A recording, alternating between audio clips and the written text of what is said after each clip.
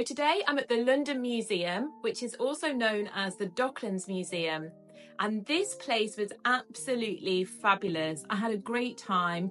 I actually came twice because the first time I did it, I missed the Docklands at War section. So I came back to capture that, and I realised that I'm glad I did because that was probably my favourite section in this whole museum.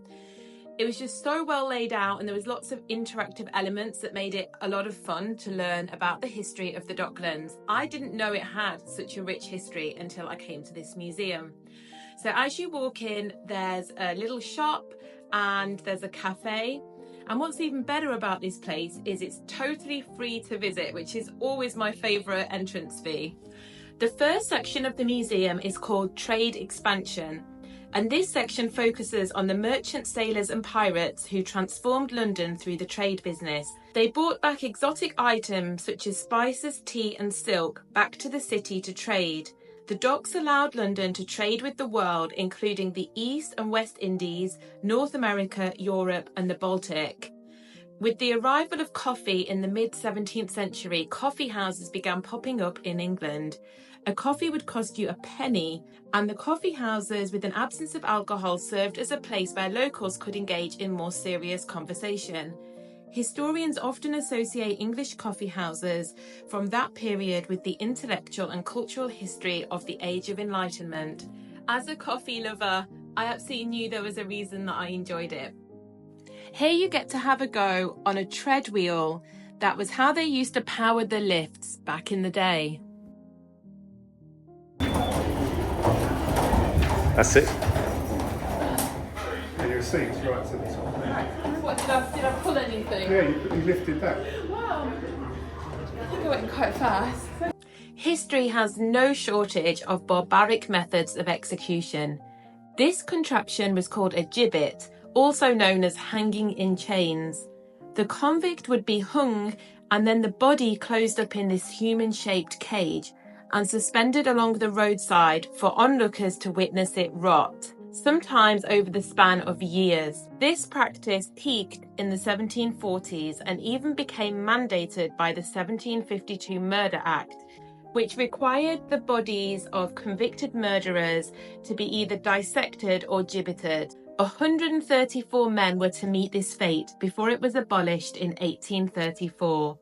We are now in the Sugar and Slavery section. This gallery was opened in 2007 to celebrate the abolition of the slave trade in Britain in 1807. It's one of only 3 permanent galleries in the UK that's dedicated to the history of transatlantic slavery. This gallery takes us on a realistic journey of the true horrors and reality of the slave trade, along with the pushback from Londoners and certain MPs to abolish this barbaric practice. There was a point in history where sugar was seen as such a valuable commodity that it was also known as white gold, and it was the driving force behind the slave trade. The whiter the sugar, the better the grade and the more expensive it would be. The exhibition contains surviving papers from Thomas and John Mills, which provides insight into the lives of both the enslaved and the slaver, along with a diagram of the ship Brooks, which was shown in the House of Commons by William Wilberforce, highlighting just how horrific the slaves were treated on their voyages overseas. William Wilberforce was one of the key politicians in supporting the Slavery Abolition Act of 1833, and he died just 3 days after hearing that slavery had been abolished. Here you can see the Buxton table on which the Slavery Abolition Act was drafted. As well as focusing on the absolute horror of the slave trade, the exhibition also sheds light on the first nationally orchestrated political campaign to force Parliament to bend to the will of the ordinary people. People boycotted produce manufactured with slave labour, which eventually forced the government's hand to abolish slavery. It shows evidence that 1807 was a defining year when Londoners put humanity before profit. It took a further 26 years of campaigning before slavery was abolished for good in the British Empire. Next, we move into City and River, which covers the Docklands from 1800 to 1840. During this time, London was transformed by its river. New docks sprung up between 1802 and 1806, giving London the best ports in the whole world. Meanwhile, several major innovations were dragging London into the modern age, including the demolition of a medieval land bridge, which was replaced with a new one, and work was already beginning on building a tunnel under the Thames.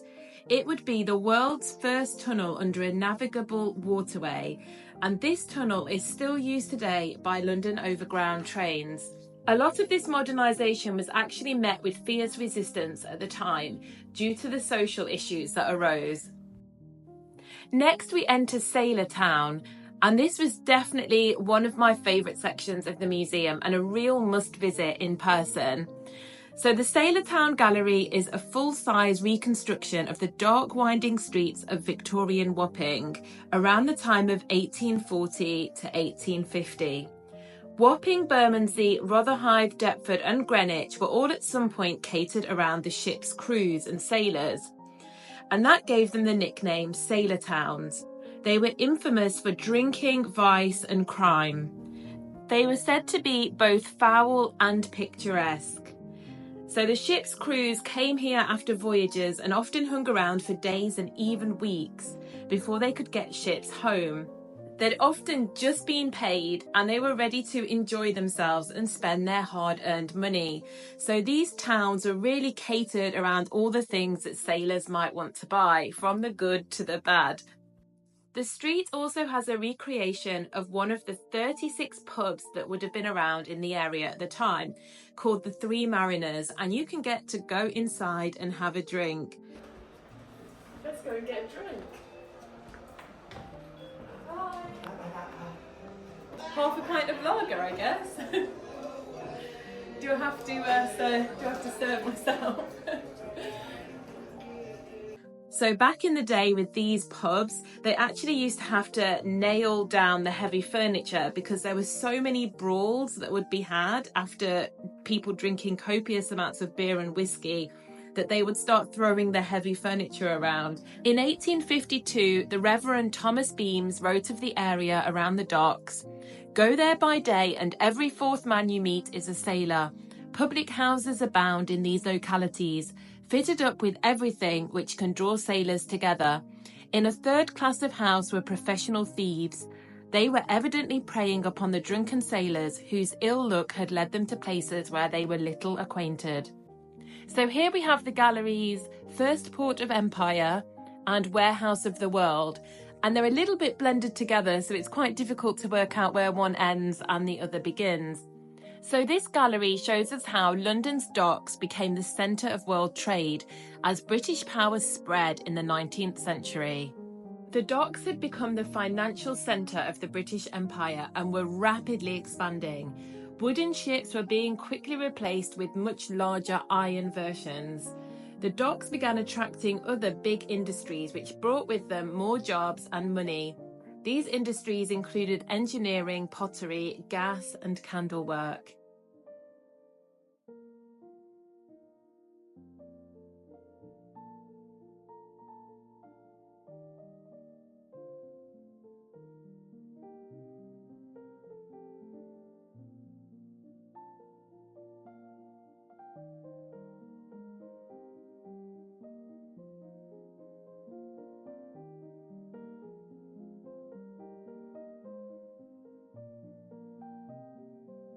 Here we have a painting of the Great Fire at Tooley Street, which was painted in 1861.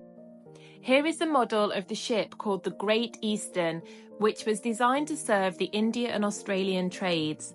She was built large enough to carry all the coal she needed to reach Australia without stopping. Following a number of unsuccessful launch attempts, she finally set sail at the end of January 1858. By then, she had seen several shipbuilders killed, run wildly over cost, ruined Scott Russell and her first owners, and wrecked Brunel's health. During her 20 years, she laid a number of telegraph cables before making her last journey to Birkenhead to be broken up in 1888.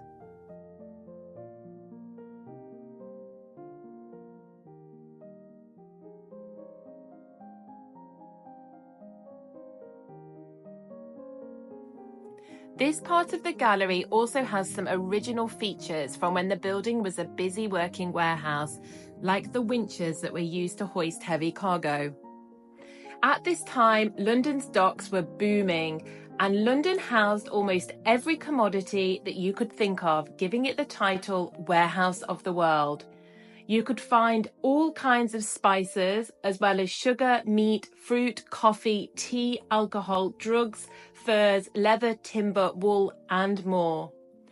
As we were moving into the 1880s, steam was beginning to replace sailboats as we moved into the modern age. Despite the huge apparent success of the London docks at this time, trouble was brewing underneath the surface, as dock workers were becoming continually frustrated with the low pay and poor working conditions. This eventually led to a strike in 1889, grinding the port to a complete standstill. The strike, however, was a success, and the workers' pay went up to half a shilling an hour. That's £2.05 in today's money. Oh, coffee.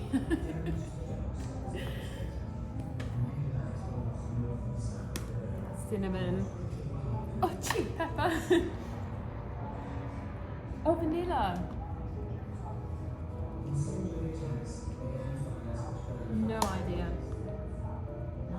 Cloves. No way.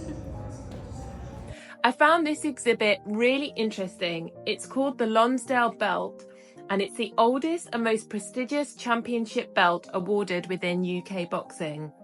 The belt was usually passed on to the next winner each year, but Johnny Brown, after first winning in 1923, went on to defend his title twice before being handed the belt outright. Brown was one of 6 children born to an immigrant Jewish family. His father died when he was only 12, and he became a professional boxer by the age of 15 in order to support his family.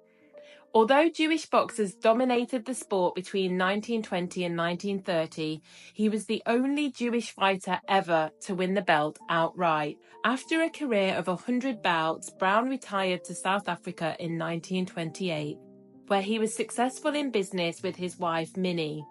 He and Minnie met in New York in 1923 and married just 6 weeks later. Their marriage would go on to last 50 years. This next section was called the Docklands at War, and this was probably my favourite section in the museum, certainly one of them. It really did a good job of evoking the emotions of what it was like to go through war as much as one possibly can from a museum. I thought a lot of the old footage that was shown was incredibly powerful. So September the 7th, 1940 will forever be known as Black Saturday, as that was the day when the Germans bombed the Docklands and the Blitz had begun. The Port of London was a primary target, and one of the areas first bombed included the Ford plant at Dagenham, huge gasworks at Beckton, and the munitions factories of Woolwich Arsenal. The bombing began at 5 a.m. when 400 Heinkel and Dornier bombers descended over London, with another 400 arriving at 8 p.m. The damage to the docks was catastrophic, with many buildings completely destroyed, as well as many lives lost. The fires raged for over 5 days, and it was the worst fires London had seen since the Tooley Street fire of 1861. London and its port remained a prime target for the next 4 years. However, amazingly, the ports continued to operate and played a vital role in supporting Britain's war efforts. The port workers were even responsible for developing many secret wartime projects. The ports also helped to evacuate troops from Dunkirk, and the Tate and Lyle factory even stepped up and started making aeroplane parts, as well as its regular sugar and syrup. This next artefact was actually a molten column that was found among the debris of London Dock during the demolition of the dock buildings in 1980. It had been melted by the intense heat of the fire caused by a bomb. This door is an artwork from 2001 by Eastwood Cook, but it represents a real thing that happened after the war. Sometimes people's homes were completely destroyed, and they would often pin or nail a handwritten note to the door with a forwarding address on what was left of the building. This was a really fun part of this gallery, getting to experience one of the consul shelters and an air raid shelter. They definitely were not built for comfort, and you can really imagine the horror of having to sit in one of these things with bombs falling around you. So this consul shelter was designed for 1 or 2 people, specifically staff who had to work outside during the air raids. They were often used by ARP wardens, fire watchers and policemen on duty. So the consul was a bell-shaped shelter made from a single piece of solid steel and bolted to a concrete base. The metal was bulletproof and gave protection against bomb blasts, falling debris, shrapnel and splinters.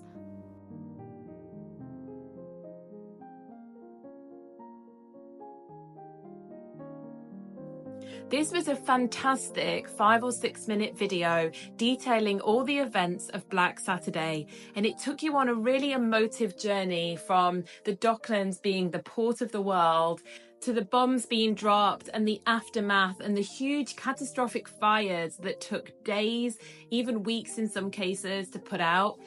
It actually includes some lesser seen footage of the firefighters trying to battle with the flames.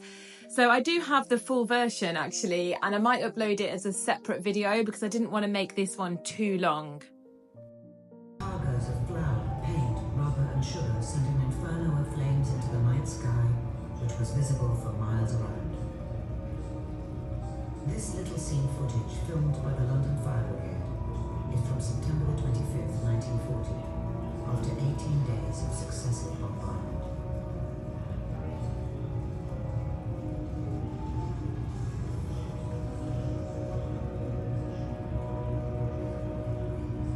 I also enjoyed this little feature from William Ware, who was an artist at war. He began painting at the age of 9 whilst in hospital suffering from a spinal injury. During the war, he was prevented from joining the armed forces due to his continuing ill health. He instead worked for his brother-in-law's plastic factory, but by night he painted and sketched the Blitz from the rooftops above London, refusing to take cover even during air raids. His first wartime painting was purchased by the Imperial War Museum in 1939. So we now enter the final gallery, which is Newport, New City, which takes the Docklands from 1945 to present day. It takes us on a journey as to how the Docklands was reinvented post-war. Although some of the Docklands was rebuilt after the war, by 1975 much of the area had become derelict. It wasn't until the 1980s that the London Docklands Development Corporation began the physical, economic and social regeneration of the area. However, it faced strong resistance at the time from local residents who believed that developers were putting profits over people. What was once the world's busiest docks is now full of shopping centres, offices, a DLR light railway, and even has an airport.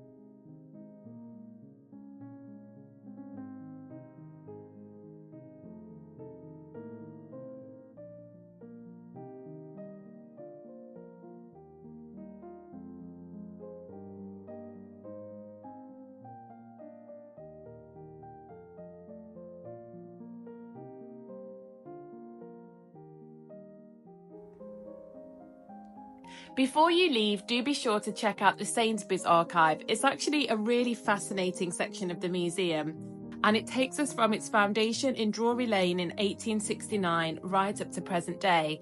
It gives you a chance to see just how much packaging and product design has changed over the years, and certainly the prices have changed a lot as well.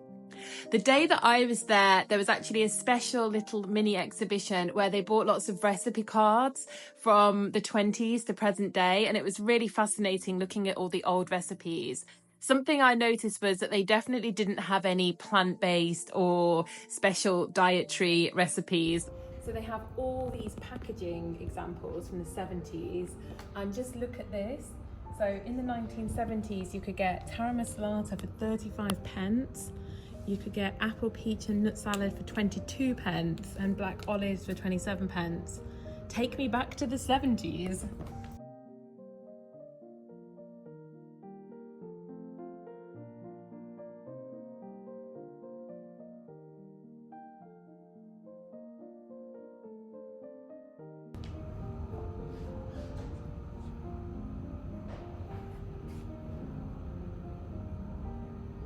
I tell you what, they had much better bags back then. I bet that one didn't melt in the rain.